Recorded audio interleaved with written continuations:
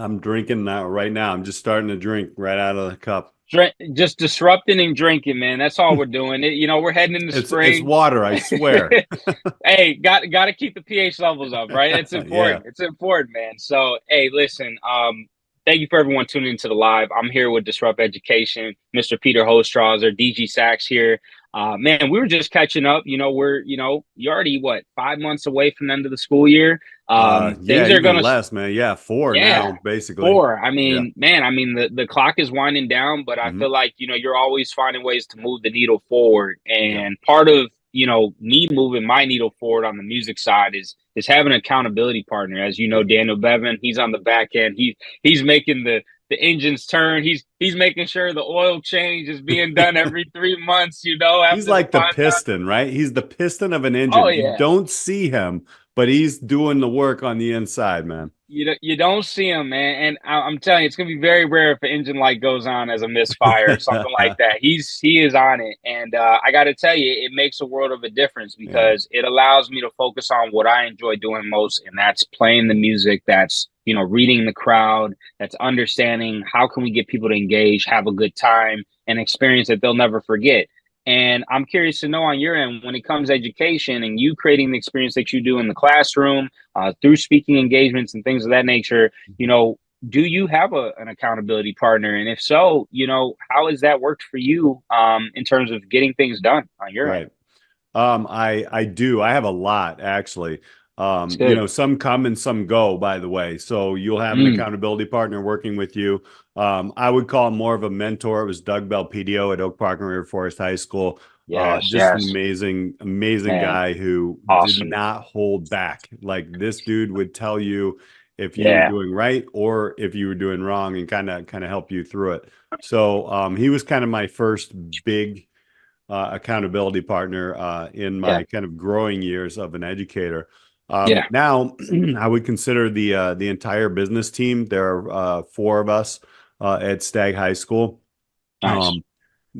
Jim Duffy, Pat Kelly, and Chris Sandor, and I, Yeah. and we all just kind of hold each other accountable. Like, what are you doing in this class? How are you doing it? And then honestly, it's kind of like a sales piece. Like we see our numbers every year, and for those who don't know, Hmm. I teach an elective, so we're never really tenured. Like we've got to get people into our classes.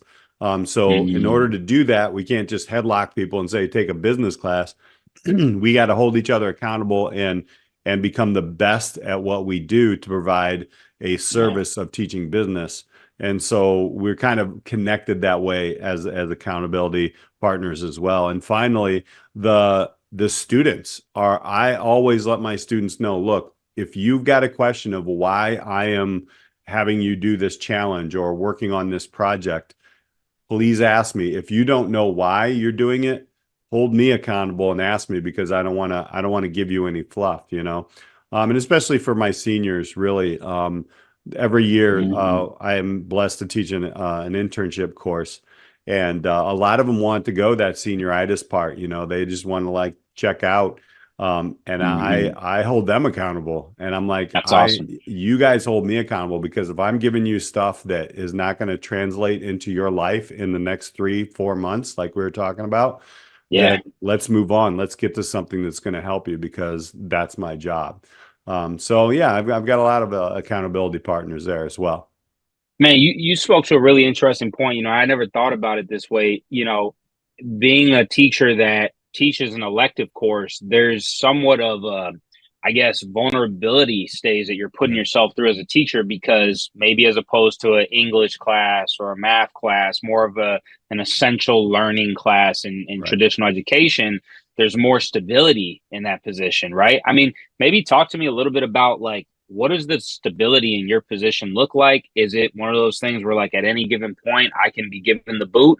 Or do you have conversations, right, with Yeah. other teachers who are very very structured in their ways? Mhm. They're there to provide for family. I get all that, but to move the needle forward as well, how do you Right. I guess how do you go about having those conversations as well? Yeah, I think there's a lot of different places in education where that's set up, even in a Okay. traditional Okay. system. There's some Yeah. professional development. You do cross paths excuse me, we're in a math and a business department, so Okay.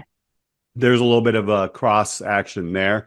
Yeah. Yeah. There is a lot. I mean, you know, there's a lot of educators in what we call the core four because most states will Mm, require these math, science, English, history, yes. and did I hit them all? Math, science, English, history. Yeah, there they are. Yeah. I had to think about Yeah. that for a Yeah. moment.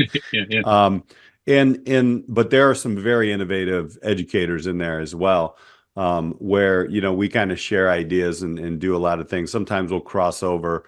We have math construction and different things like that. Um, Yeah. as an educator though, if the state doesn't require it, kids don't have to take it, right? Right. So Right. again, the conversations that we have, especially with the accountability partners I work with, is how do we make this better every Right. year? Like how do I give you that piece of business, accounting, entrepreneurship, career planning, career internship, web design, business law? How do we make these courses better for you? Mhm. And we have to come up with stuff every year. The other thing Yeah. that's interesting is we're right now in a lot of schools, depending on where you're at, but most electives, if you're kind of like a business educator, you're traveling, man. Like you don't have your Mm, own classroom. Like you got to bounce around. Like some art mm, classes and obviously band and they usually have their own classrooms because they need them. right. But with business, man, you're kind of a roaming dog sometimes. So I'll be That's a honest, good I teach point. in four different classrooms all day long. I Yeah. kind of like it, thank goodness I Yeah. don't have any like injuries or anything, but yeah. Right, right. No, no, that's very interesting. You say that too. I think, as a musician, I'm very accustomed to being in multiple spaces and also Mhm. having to adapt to different ways the room is going to sound and knowing Yeah. how my sound is going to travel and how I need to adjust based on what the circumstances are, what the environment presents itself to be. And I think, with what you do as a teacher and what I do as a musician, there's a lot of parallels with that. The last thing I'll leave the audience with today is, I think accountability partners doesn't just have to be someone you know.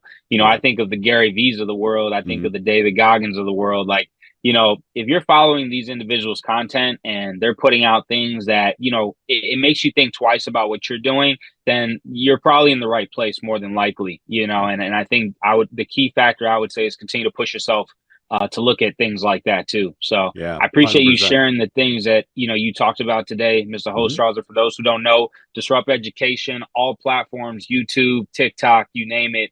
Make sure you go tune in, Instagram, dgsax.com for those who have an event coming up, spring, summertime. I'm getting booked up pretty quickly, but hey, if you got an event 2025, we got bookings we're taking already. So, but until next time, thanks for tuning into the live. We appreciate it as always.